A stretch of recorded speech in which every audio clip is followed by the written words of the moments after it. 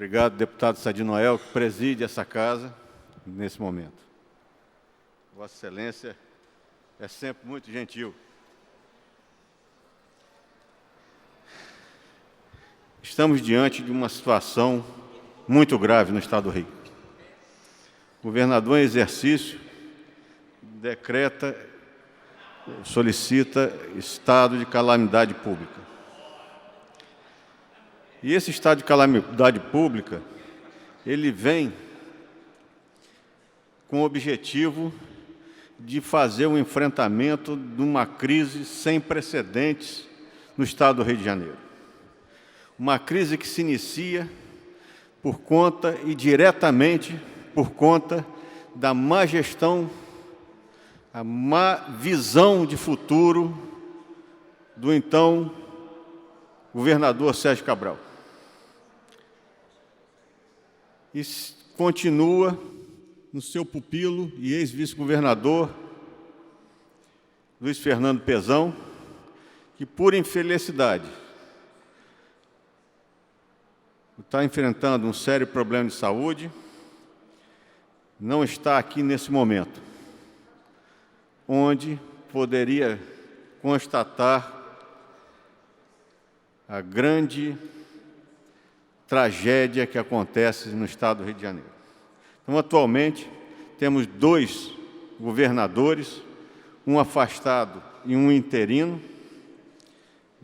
Francisco Dornelles, ambos com a clara, como diria, mostra de que não consegue trazer uma solução para o enfrentamento dessa crise. E aí temos essa situação da declaração do decreto de calamidade pública, que cabe, por parte dos jurídicos do Brasil inteiro, uma série de manifestações, muitas, eu diria que a maioria, contrárias a essa alternativa. Foram coletadas algumas manifestações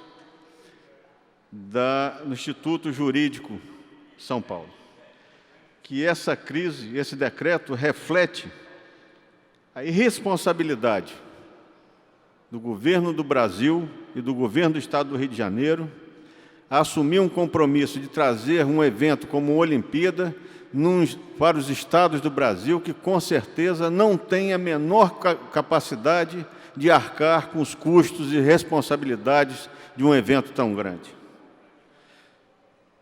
O mau uso do recurso público, o mau uso desses grandes eventos, trouxeram exatamente aquilo que hoje vemos no Estado do Rio. Um povo descrente das suas autoridades, uma corrupção galopante, obras que são entregues sem o menor controle de qualidade. A ciclovia que caiu foi um exemplo disso, os buracos no elevado do Joá, as obras da Vila Militar. Todos esses aspectos demonstram claramente a incompetência clara na gestão desse grande evento no Estado do Rio de Janeiro. E aí assistimos, pela televisão, o Moreira Franco, um dos próceres da República atualmente, dizer, na tentativa de justificar tudo isso, dizer que não podemos pagar por um mico internacional. Interessante isso.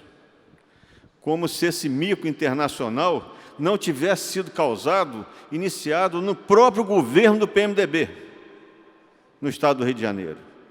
Como se esse mico internacional não fosse causado por um PMDB que fazia parte do governo federal. e que na ocasião das escolhas de Copa e Olimpíada, estavam lá os grandes do PMDB, lutando exatamente para ter esses eventos, para garantir, deixar bem claro, que as empreiteiras e concessionárias que sempre amparam as candidaturas do PMDB pudessem ter o seu quinhão na partilha, no butim do Estado do Rio de Janeiro. Isso tem que ficar bem claro para a opinião pública brasileira e, principalmente, para a opinião pública do Estado do Rio de Janeiro. Mas, voltando à fala desse que é o Moreira Franco, não podemos pagar um mico internacional. Como se esse mico internacional já não estivesse sendo pago há muito tempo. Como se não estivesse sendo pago pelo nosso povo, pela nossa cidade há muito tempo. Esse mico internacional está sendo mostrado a cada dia nos noticiários. Os hospitais falidos, com papel higiênico jogado de transbordar nas bolsas, nas cestas de banheiro, porque não se tem gente para fazer a limpeza. Semana passada tivemos uma audiência pública na UESO,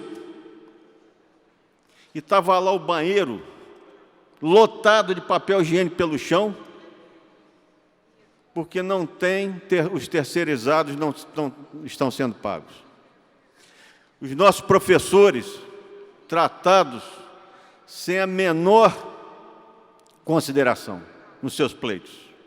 Nossos alunos da rede pública tratados sem a menor consideração, como se aquilo que eles solicitam não sejam direitos constitucionais garantidos.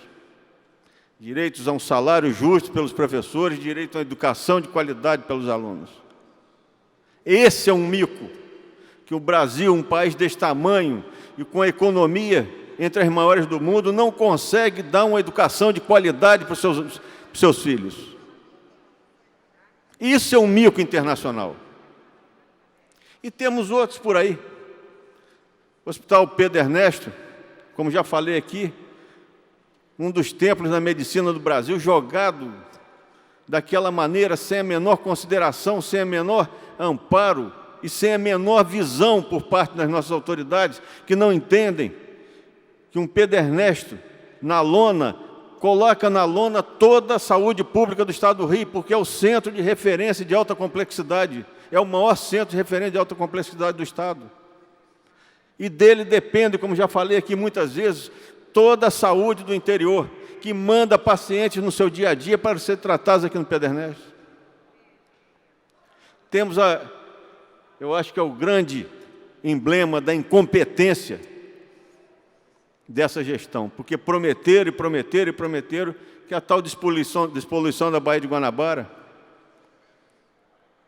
arriscando aí sim um mico internacional, ver serem fotografados, filmados para todo mundo, o lixo correndo por dentro da Bahia, quando se não pudesse acontecer o pior, que uma prova daquelas de atismo ser interrompida pela presença do lixo, ou um vencedor deixar de ser vencedor por conta de bater o remo numa garrafa PET. Isso é que é mico internacional, senhor presidente.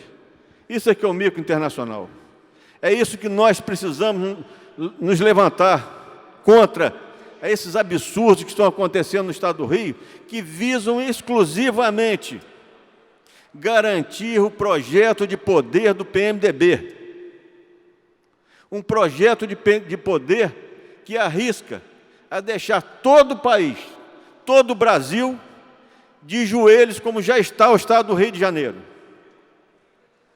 É triste termos que falar dessa maneira, mas essa justificativa de crise e esses decretos de calamidade pública que não têm amparo na lei, precisam ser denunciados.